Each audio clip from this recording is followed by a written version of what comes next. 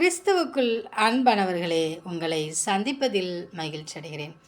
இதுவரை நம் தேவனாகிய கர்த்தர் 2 மாதங்கள் நம்மை கண்ணின் மணி போல் பாதுகாத்து இந்த 3வது மாதத்தையும் தேவனாகிய கர்த்தர் காண கொடுத்திருக்கிறார். பிலிப்பியர் 4:19 என் தேவன் தம்முடைய ஐஸ்வர்யத்தின்படி உங்கள் குறைவை எல்லாம் கிறிஸ்து இயேசுவுக்குள் மகிமையிலே நிறைவாக்குவார். பிரிய மாணவர்களே, நம் தேவனாகிய கர்த்தர் இந்த 2 மாதங்களும் நம்மை கண்ணின் மணி போல ஒவ்வொரு நாளும் பாதுகாத்து போஷித்து நம்மை வழிநடத்தி வருகிறார். அதிலும் குறைவாய் நாம் எண்ணுவோம் என்றால் நாம் நம் தேவனாகிய கர்த்தரை நாம் துதிக்கும் போது அவருடைய ஐஸ்வர்யத்தின்படி நம்முடைய குறைவை அவருக்குள் அவர் மகிமையிலே நிறைவாக்கி தருவார். எனவே நாம் நம் தேவனாகிய கர்த்தரை நாம் துதிப்போம்.